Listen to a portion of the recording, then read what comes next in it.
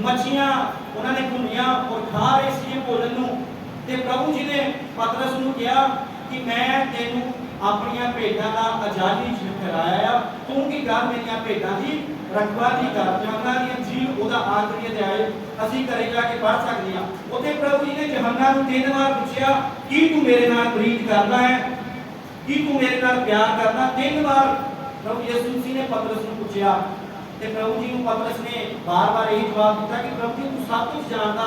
ते प्रभु यीशु मसीह ने पतरस नूं हुक्म दिता कि तू मेरियां भेडां दी राखी कर। और 2 बार कहा कि तू मेरियां भेडां नूं चरा। इहदा मतलब किया कि एक परमेश्वर दे दास दी हो सकदा ओहदे कोल भविष्यवाणी दा वरदान है, वचन सुनाउण दा वरदान है, सिक्ख्या देण दा वरदान है, अगंभा करन दा बयान है, वरदान है, चंगियाई का वरदान है, लेकिन उसकी सब तो पहली जिम्मेदारी की कि वह परमेश्वर की कलीसिया की रखवाली करे। आज जरा शब्द बाइबल के विच आजादी लिखा गया है, जिहदे बारे परमेश्वर ने हिजकिय्याह नूं आख्या, जिहदे बारे प्रभु यीशु मसीह ने पतरस नूं आख्या कि तू मेरियां भेडां दी रखवाली कर, मेरे इज्जत दा आजादी बन। आजादी नूं इंग्लिश दे विच शेफर्ड कहंदे आ और शेफर्ड तो ही पास्टर शब्द निकलिया है। अगर कोई इंसान अपने नाम के कहीं पास्टर लगाता है, अगर कोई समझता है कि मैं परमेश्वर का सेवक हाँ, मैं पादरी हाँ, मैं पास्टर हाँ, तो परमेश्वर के वचन के अनुसार उसकी सब तो पहली जिम्मेदारी की है कि वो परमेश्वर की भेडां की राखी करे। Hallelujah hallelujah. तो ਅਸੀਂ पहला पतरस 5 अध्याय पढ़ते हैं, ਉੱਥੇ भी प्रभु के दास परमेश्वर के आत्मा के द्वारा लिखते हैं कि ਤੁਸੀਂ परमेश्वर के इज्जत के आजादी हाँ, ਤੁਸੀਂ परमेश्वर ਦੀਆਂ भेडां की रखवाली करो, तंग दिली दे नाल नहीं लेकिन खुश होकर परमेश्वर ਦੀਆਂ भेडां की रखवाली करो। ते बाइबल दे विच लिखिया ਜਦੋਂ ਅਸੀਂ दूसरा पतरस ਉਹਦਾ 2 अध्याय पढ़ते हैं, ਉਹਦੇ ਲਿਖਿਆ ਕਿ ਉਹਨਾਂ ਲੋਕਾਂ ਦੇ ਵਿੱਚ ਪੁਰਾਣੇ ਸਮੇਂ ਦੇ ਵਿੱਚ प्रभु के दास संत पतरस आत्मा के द्वारा लिखते हैं दूसरा पतरस ਉਹਦਾ 2 अध्याय कि पुराने जमाने ਦੇ ਵਿੱਚ जो इस्राएली लोग मिस्र तो निकले, जो इस्राएली लोग बादली धरती वाल बातें पेशिए उन्होंने विचों झूठे गुरु थे। और प्रभु जी के दास संत पतरस उत्ते भविष्यवाणी करते हैं कि तुहाडे विचों भी झूठे गुरु उठणगे। ਅਸੀਂ ਪੜਾਂਗੇ दूसरा पतरस ਉਹਦਾ 2 अध्याय। पर उन्हां लोकां विच झूठे नबी भी उठे, जिवें तुहाडे विच भी झूठे गुरु होणगे, ਜਿਹੜੇ नाश ਕਰਨ ਵਾਲੀਆਂ ਬਿਰਤਾਂ ਚੋਰੀ ਅੰਦਰ ਲਿਆਉਣਗੇ ਅਤੇ ਉਸ ਸੁਆਮੀ ਦਾ ਜਿਹਨੇ ਉਹਨਾਂ ਨੂੰ ਮੁੱਲ ਲਿਆ ਸੀ ਇਨਕਾਰ ਕਰਕੇ ਛੇਤੀ ਆਪਣਾ ਨਾਸ਼ ਕਰਾਉਣਗੇ।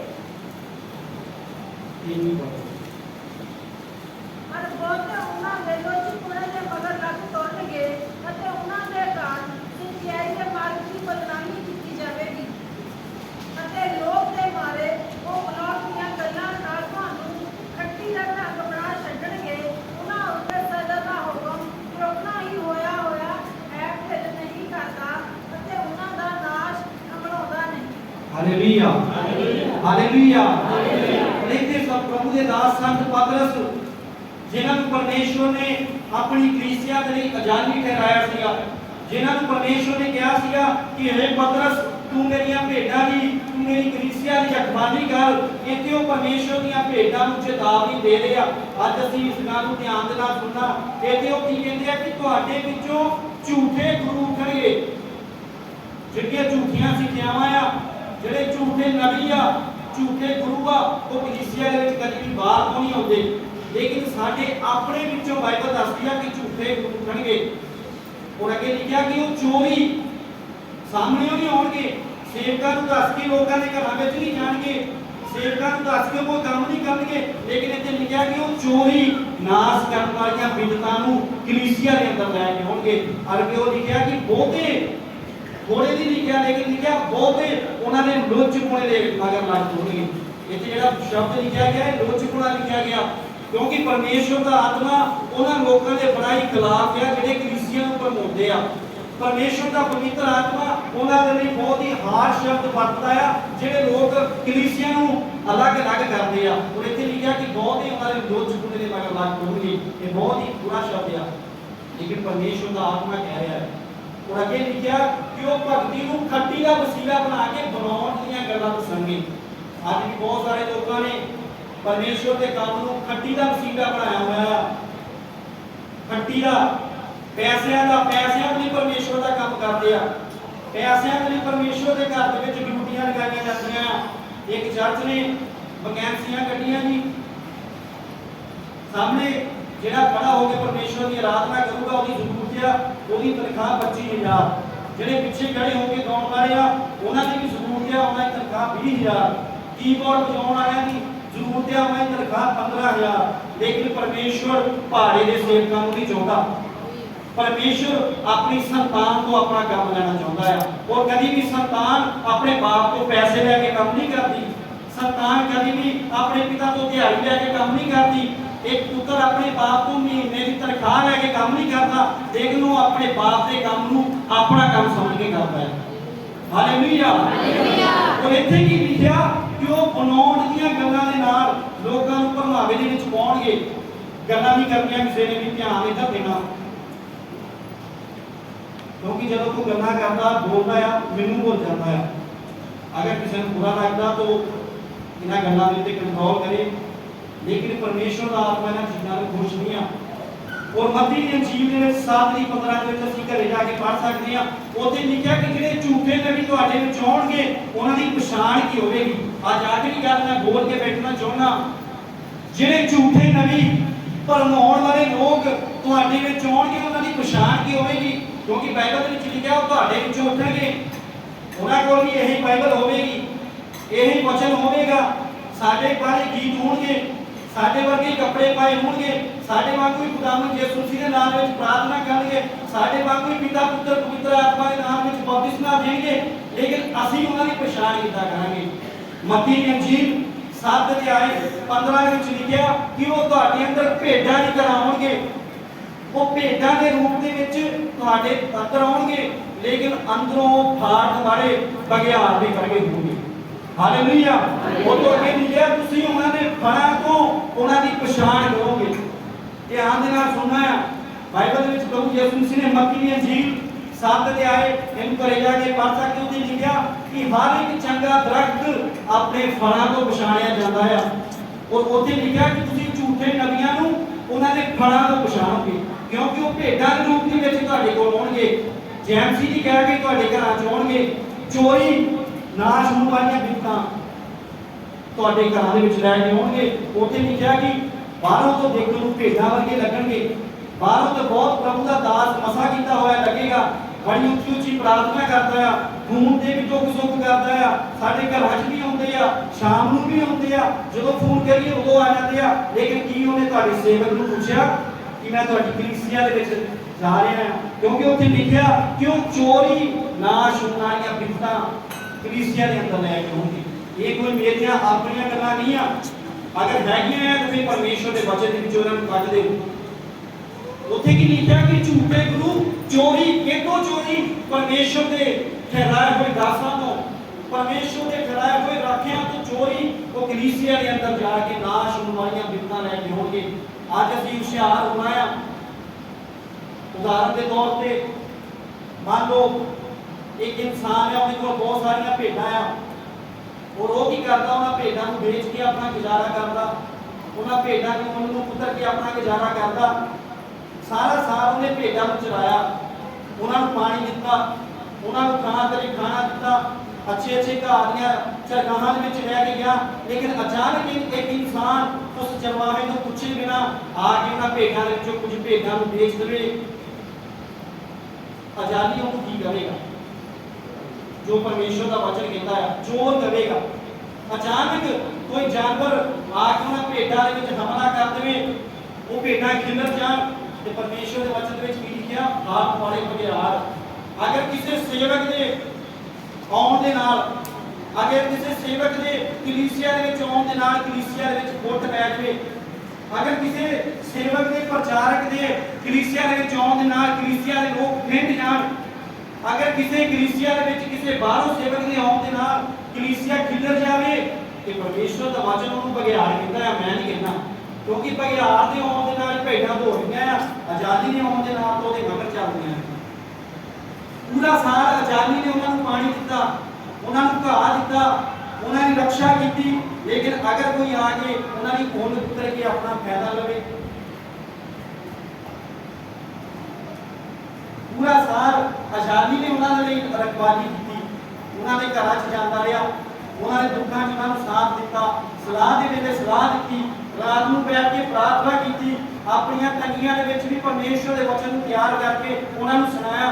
ਕੱਲ੍ਹ ਨੂੰ ਕੋਈ ਦੂਸਰਾ ਆ ਕੇ ਚੋਰੀ ਉਹਨਾਂ ਕਲੀਸਿਆਵਾਂ ਦੇ ਵਿੱਚ ਉਹਨਾਂ ਨੂੰ ਕਿੱਧਰ ਕਿੱਧਰ ਕਰ ਦੇਵੇ, ਉਹਨਾਂ ਨੂੰ ਗਲਤ ਰਾਹ ਪੈ ਦੇਵੇ, ਤੇ ਪਰਮੇਸ਼ਵਰ ਦਾ ਵਚਨ ਉਹਨੂੰ ਭੇਦ ਨਹੀਂ ਕਹਿੰਦਾ, ਪਰਮੇਸ਼ਵਰ ਦਾ ਵਚਨ ਉਹਨੂੰ ਬਘਿਆੜ ਕਹਿੰਦਾ ਹੈ। ਇਸ ਕਰਕੇ ਅੱਜ ਅਸੀਂ ਪਰਮੇਸ਼ਵਰ ਦੇ ਵਚਨ ਨੂੰ ਨਾਲ ਲੈ ਕੇ ਜਾਣਾ ਆ, ਕਿਉਂਕਿ ਅੰਤ ਦਾ ਸਮਾਂ ਬਹੁਤ ਹੀ ਨਜ਼ਦੀਕ ਆ। ਇੱਕ ਪ੍ਰਭੂ ਦੇ ਦਾਸ ਸੀਗੇ ਚਾਰਲਸ ਐਸ ਸਪਰਜਨ, ਅਮਰੀਕਾ ਦੇ ਵਿੱਚ ਅੱਜ ਤੋਂ ਬਹੁਤ ਸਾਲ ਪਹਿਲਾਂ ਉਹਨਾਂ ਨੇ ਪਰਮੇਸ਼ਵਰ ਦਾ ਪ੍ਰਚਾਰ ਅਮਰੀਕਾ ਦੇ ਵਿੱਚ, ਇੰਗਲੈਂਡ ਦੇ ਵਿੱਚ ਕੀਤਾ। ਔਰ ਇਤਿਹਾਸ ਦੱਸਦਾ ਕਿ ਜਦੋਂ ਪਰਮੇਸ਼ਵਰ ਦਾ ਪ੍ਰਚਾਰ ਕਰਦੇ ਸੀਗੇ ਤੇ ਲੋਕ ਪਵਿੱਤਰ ਆਤਮਾ ਦੇ ਨਾਲ ਭਰ ਜਾਂਦੇ ਸੀਗੇ। ਲੋਕਾਂ ਨੂੰ ਉਹਨਾਂ ਦੀਆਂ ਗਲਤੀਆਂ ਨਜ਼ਰ ਆਉਂਦੀਆਂ ਸੀਗੀਆਂ, ਲੋਕਾਂ ਦੀਆਂ ਗਲਤੀਆਂ ਇੱਕ ਸ਼ੀਸ਼ੇ ਦੀ ਤਰ੍ਹਾਂ ਉਹਨਾਂ ਦੇ ਸਾਹਮਣੇ ਆ ਜਾਂਦੀਆਂ ਸੀਗੀਆਂ।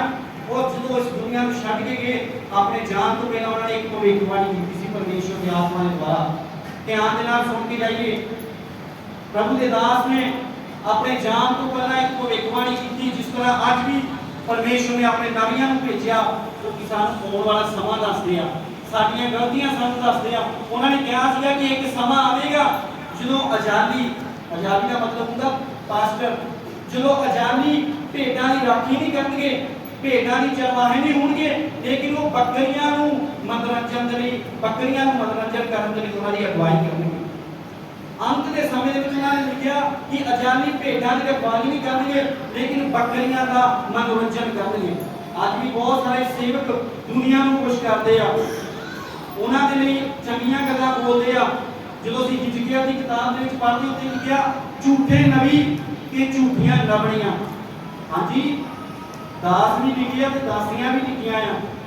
ਜੇ ਕਿਸੇ ਦਾ ਜੀਵਨ ਗਲਤ ਆ, ਮੈਂ ਉਦਾਂ ਹੀ ਉਹਨੂੰ ਕਹਿਣਾ ਪਰਮੇਸ਼ਵਰ ਤੁਹਾਨੂੰ ਬਲੈਸ ਕਰੇਗਾ, ਕੋਈ ਗੱਲ ਨਹੀਂ, ਤੁਸੀਂ ਫਿਕਰ ਨਾ ਕਰੋ, ਤੁਹਾਡੇ ਮੁੰਡੇ ਦਾ ਠੀਕ ਹੋ ਜਾਣਾ। ਮੁੰਡਾ ਕਦੀ ਬੰਦਗੀ ਦੇ ਵਿੱਚ ਆਇਆ, ਤੁਸੀਂ ਫਿਕਰ ਨਾ ਕਰੋ, ਪਰਮੇਸ਼ਵਰ ਨੇ ਤੁਹਾਨੂੰ ਬਰਕਤ ਦੇਣੀ ਆ। ਮੈਂ ਤੁਹਾਡੇ ਲਈ ਪ੍ਰਾਰਥਨਾ ਕਰਦਾ ਪਰਮੇਸ਼ਵਰ ਦੇ ਹਾਲਾਤਾਂ ਨੂੰ ਬਦਲ ਦੇ। ਉਹਦੀ ਤੋਬਾ ਕਰਾਈ ਉਹਦੇ ਗੁਨਾਹ ਤੋਂ। ਉੱਥੇ ਲਿਖਿਆ ਕਿ ਤੁਸੀਂ ਮੇਰੀਆਂ ਭੇਡਾਂ ਨੂੰ ਜੋ ਬਾਦੀਆਂ ਦੇ ਵਿੱਚ ਖਿਲਰ ਗਈਆਂ, ਤੁਸੀਂ ਮੇਰੀਆਂ ਭੇਡਾਂ ਨੂੰ ਜੋ ਪਹਾੜਾਂ ਦੇ ਵਿੱਚ ਭਟਕ ਗਈਆਂ, ਉਹਨਾਂ ਨੂੰ ਇਕੱਠਿਆਂ ਨਹੀਂ ਕੀਤਾ, ਲੇਕਿਨ ਉਹਨਾਂ ਦੇ ਮਾਂਸ ਤੋਂ, ਉਹਨਾਂ ਦੇ ਲਹੂ ਤੋਂ ਆਪਣੇ ਆਪ ਨੂੰ ਤ੍ਰਿਪਤ ਕੀਤਾ ਹੈ। ਔਰ ਪਰਮੇਸ਼ਵਰ ਕਹਿੰਦਾ ਮੈਂ ਤੁਹਾਨੂੰ ਬਾਦੀ ਹੋਈ ਭੱਠੀ ਦੇ ਵਿੱਚ ਸੁੱਟਾਂਗਾ।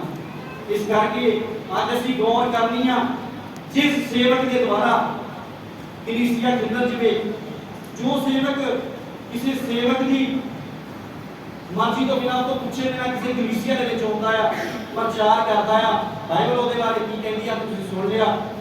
ਮੈਂ ਪਹਿਲਾਂ ਵੀ ਦੱਸਿਆ ਕਿ ਬਾਈਬਲ ਸਕੂਲ ਦੇ ਵਿੱਚ ਸਿਰਫ ਪ੍ਰਚਾਰ ਕਰਨਾ ਹੀ ਨਹੀਂ ਸਿਖਾਇਆ ਜਾਂਦਾ, ਸਿਰਫ ਗਿਆਨ ਨਹੀਂ ਦਿੱਤਾ ਜਾਂਦਾ, ਇਹ ਸਾਰੀ ਉਮਰ ਸਿੱਖਣ ਵਾਲੀ ਗੱਲ ਆ।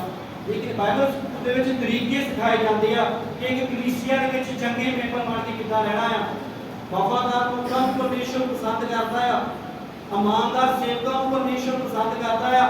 ਔਰ ਉਹਨਾਂ ਨੇ ਬਾਈਬਲ ਸਕੂਲ ਦੇ ਵਿੱਚ ਇੱਕ ਪ੍ਰਭੂ ਦੇ ਦਾਸ ਸੀਗੇ, ਉਹਨਾਂ ਨੇ ਸਾਨੂੰ ਬਹੁਤ ਸਾਰੀਆਂ ਚੰਗੀਆਂ ਗੱਲਾਂ ਦੱਸੀਆਂ। ਅੱਜ ਉਹ ਨਵਾਂ ਸ਼ਹਿਰ ਦੇ ਵਿੱਚ ਪਰਮੇਸ਼ਵਰ ਦੀ ਮਹਿਮਾ ਕਰਦੇ ਆ, ਉੱਥੇ ਸੇਵਾ ਕਰਦੇ ਆ।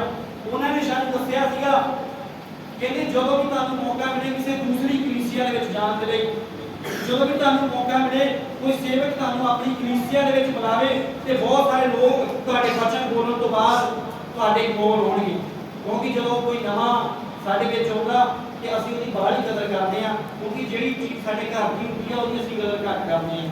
ਤੇ ਕਹਿੰਦੇ ਬਹੁਤ ਸਾਰੇ ਲੋਕ ਤੁਹਾਡੇ ਕੋਲ ਆ ਕੇ ਕਹਿਣਗੇ ਪਾਰੀ ਸਾਹਿਬ ਤੁਸੀਂ ਬਹੁਤ ਵਧੀਆ ਪ੍ਰਚਾਰ ਕੀਤਾ, ਕਹਿੰਦੇ ਉਸੇ ਸਮੇਂ ਕਮਾਂਡ ਨੂੰ ਛੇੜਨਾ ਆ। ਔਰ ਦੂਸਰੀ ਗੱਲ ਉਹਨਾਂ ਨੇ ਸਿਖਾਈ ਸੀ ਕਿ ਬਹੁਤ ਸਾਰੇ ਲੋਕ ਕਹਿਣਗੇ ਕਿ ਪਾਰੀ ਸਾਹਿਬ ਆਪਣਾ ਨੰਬਰ ਦਿਓ। ਉਹਨਾਂ ਨੂੰ ਕਹਿਣਾ ਕਿ ਅਗਰ ਤੁਸੀਂ ਮੇਰਾ ਨੰਬਰ ਲੈਣਾ ਚਾਹੁੰਦੇ ਆ ਤਾਂ ਤੁਸੀਂ ਆਪਣੇ ਸੇਵਕ ਕੋਲੋਂ ਲੈ ਸਕਦੇ ਹੋ।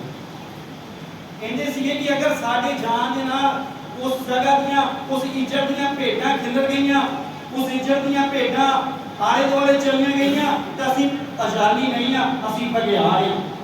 ਸੋ ਇਹਨਾਂ ਸਾਰੀਆਂ ਗੱਲਾਂ ਨੂੰ ਅਸੀਂ ਅੱਜ ਆਪਣੇ ਨਾਲ ਲੈ ਕੇ ਜਾਣਾ ਆ, ਕਿਉਂਕਿ ਬਾਈਬਲ ਦੇ ਵਿੱਚ ਲਿਖਿਆ ਦੂਸਰਾ ਤਿਮੋਥੀਅਸ ਉਹਦੇ 4-5 ਅਧਿਆਇ ਦੇ ਵਿੱਚ ਲਿਖਿਆ ਭੈੜੇ ਸਮੇਂ ਤੇ ਉਹਨਾਂ ਦੀ ਤਿਆਰੀ।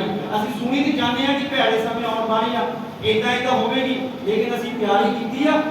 ਸਾਡੇ ਕੋਲ ਪਛਾਣ ਹੈਗੀ ਆ ਕਿ ਸੱਚਾ ਕੌਣ ਆ ਝੂਠਾ ਕੌਣ ਆ।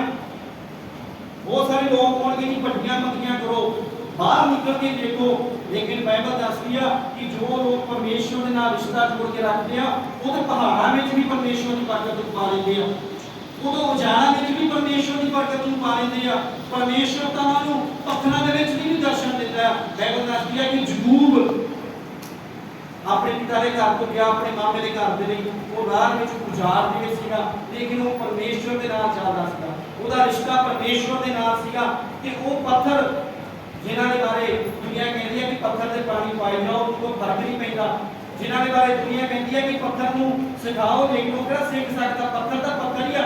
परमेश्वर उस पत्थर के उत्ते जो सराहना करके सुता पिया सीगा, उन्हां चट्टानां दे विच उन्हां पथरीलीआं बातियां दे विच उन्होंने अपना दर्शन दिंदा है और उन्होंने बरकत दे के अपने मामे के घर पहुंचाता है। इसे करके आज इन्हां गल्लां नूं असीं अपने नाल लैके जाना है। भैड़े समय आने भी आ भी चुके हैं, लेकिन तैयारी असीं करनी है परमेश्वर के वचन के द्वारा। तो आज भी इस वचन के पढ़े सुने समझे अधिक दूर किए जाते खुदा सानूं आशीष ते बरकत में सारा जी।